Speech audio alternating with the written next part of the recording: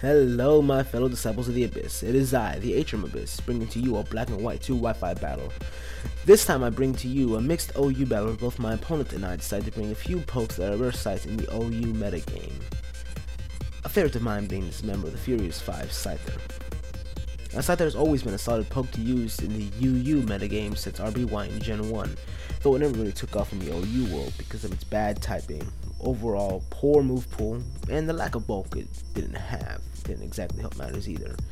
Gen 2 came along, and with it the hammer that would soon stamp out Scyther's minimal presence in the OU metagame, the birth of his older brother, Scizor. Now, although Scizor and Scyther both sport the exact same BST, the simple retyping of Scyther's older brother doomed the praying mantis to forever hunt in the shadows of UU world for the next couple generations. Then Generation 5 happened, which brought with it its bulkier, more potent threats that could easily withstand Scyther's onslaught and kill it with its own moves. This flightless hunter was soon left to the dust and fell to the wayside to the murky waters of NU. There it went on a rampage and caused utter destruction and mayhem in the NU metagame for a short while before Scyther managed to claw its way back up to the LU metagame, where it has resided ever since.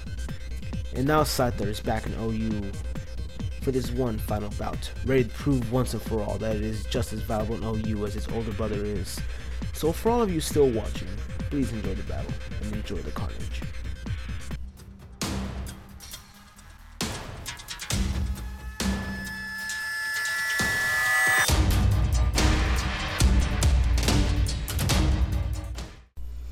What is up, people from every corner of the internet?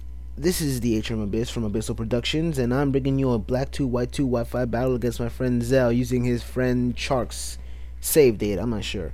He leads off with his choice specs Latias, while I lead off with my choice scarf Scyther.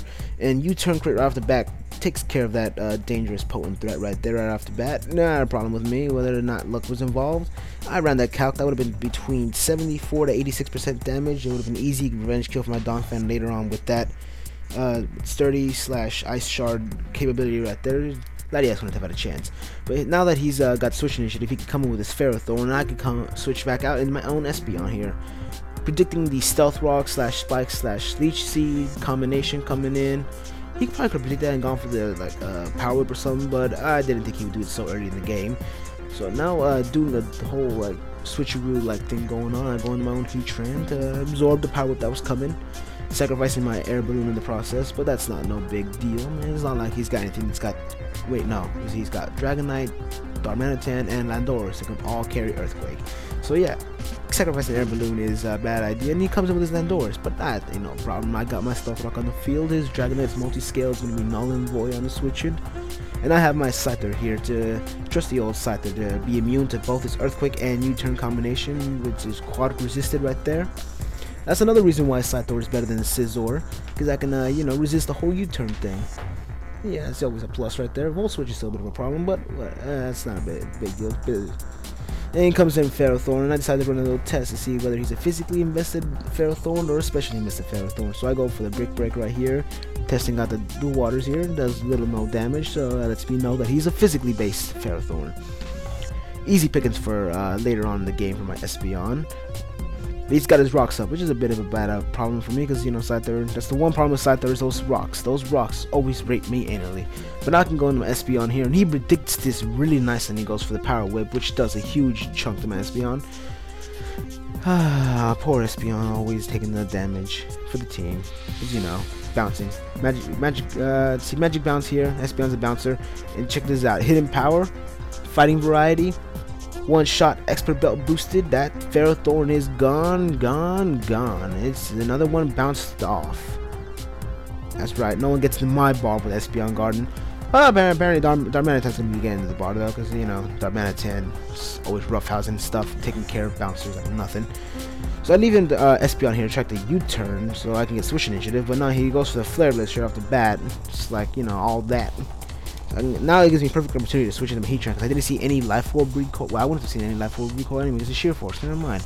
But I was predicting the Scarf, because then if it was normal, it wouldn't have outsped my Espeon to begin with. So I get free switch into my Heatran, so I can throw my Toxic out there, poison some, which happens to be his Dragonite. Well, that's going to come out really good and useful in the long run, because now he can never get his multi-scale back up.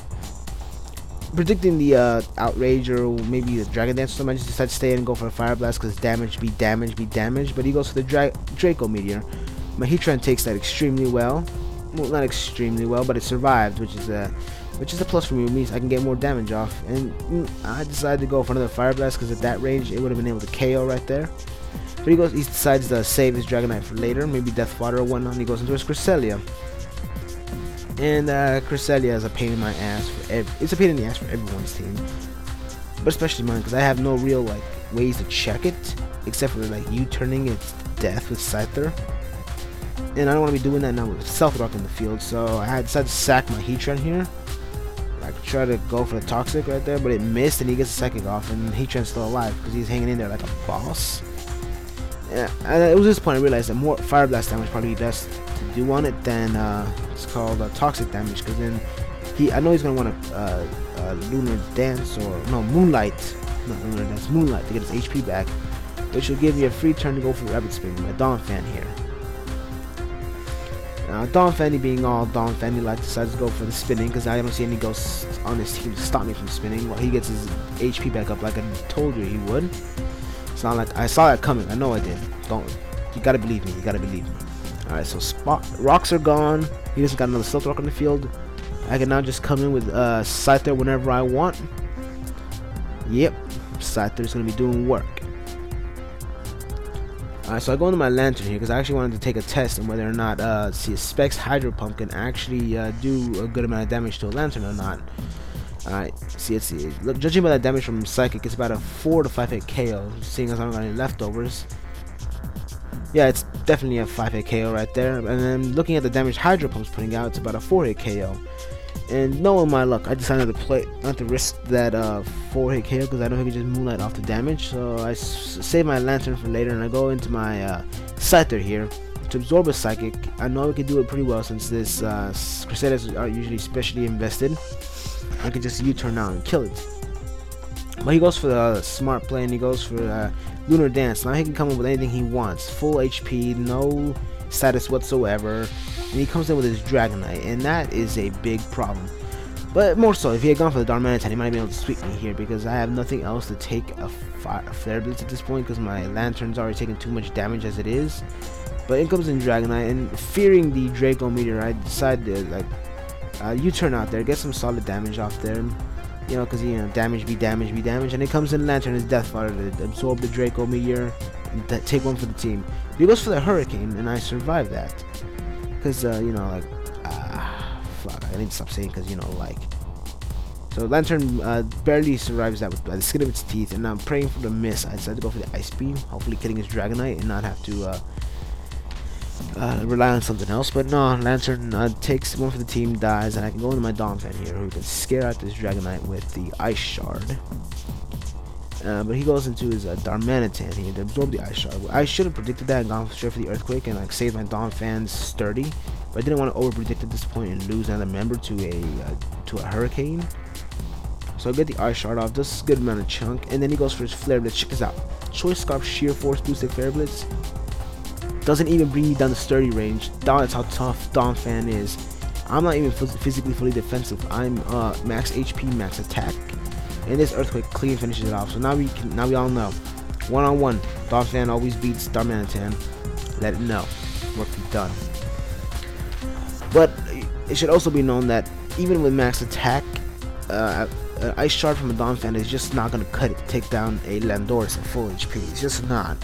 He survives with just a smidgen of HP in the low yellows, and he manages to get a Hidden Power Ice off, and then that takes down my Donphan. It's all good. Donphan did his job, it span away the rocks for my Scyther to come in later to clean up. And here's where it all goes down. Priority? Ain't no one got time for that. You got Scyther here with a Choice Scarf, Technician boosted Stab, boosted Aerial Ace to clean up the rest of this match. Landorus, boom, one shot, dead. In comes in his Dragonite. Man, I didn't even need that extra Stealth Rock damage, man. Technician boosted Aerial Ace would have finished it off at half HP anyway. But whatever. Dragonite gets anally raped by both Aerial Ace and Stealth Rock, and that'll be the match. Good game, Zell. Hope you enjoyed it.